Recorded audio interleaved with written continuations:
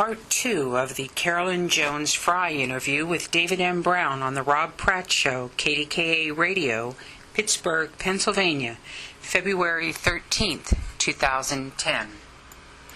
All right, we are back. Dave Brown, of course, longtime political columnist with the Trib, and now an author working on the book Gone at 3:17, and we are going through every step of the way with him. And Carolyn Jones Frei, a survivor of that fateful day back in the 30s, joins us today. And as we were going to break, Dave, we were talking to Carolyn about what? Well, we were talking to Carolyn about her experience that day and how she was kind of miraculously survived when students all around her were killed, and Helen lost a sister.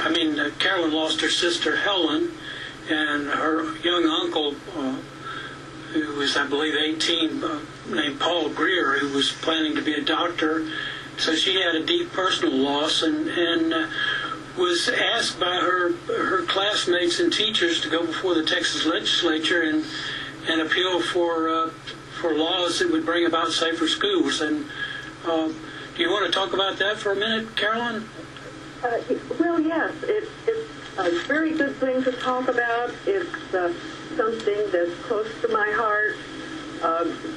My uncle, my aunt, and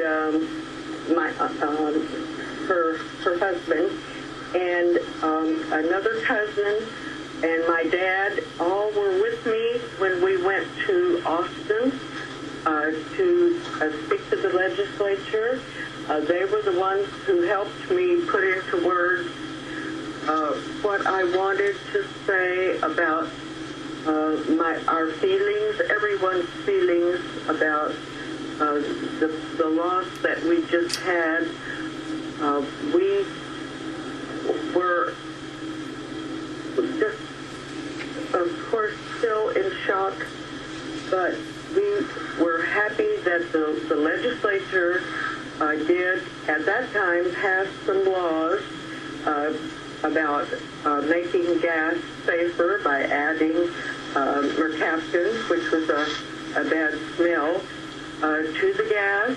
And there are other laws that they passed mandating that schools had to be built by recognized architects and building people.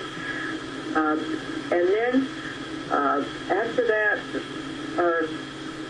school sort of resumed, and I went back then in the fall. But to talk a little bit about what happened at the legislature.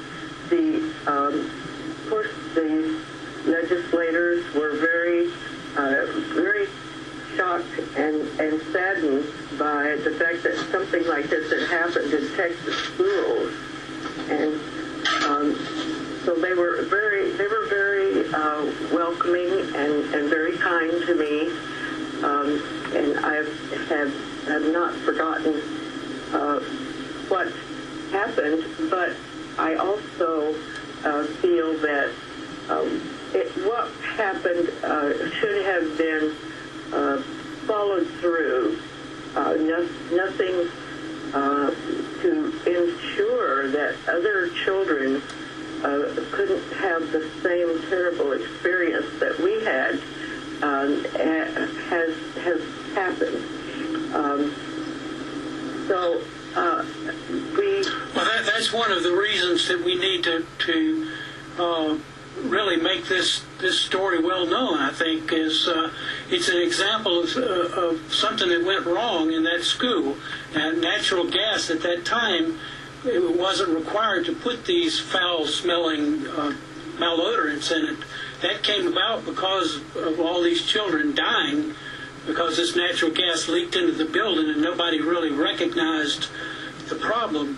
But I think that it's important, and one of the other things that you asked for that day, looking at your text when you talked to the legislature, was that they recognized March 18th as a special day when we focus on school safety, and that's something that's really never been done. But I think that the more people will look at this disaster that happened out of the clear blue, that it will draw attention to the schools today, and and make us take a second look at our standards and procedures. We'll come back with Carolyn Jones Frei and Dave Brown in 3 minutes.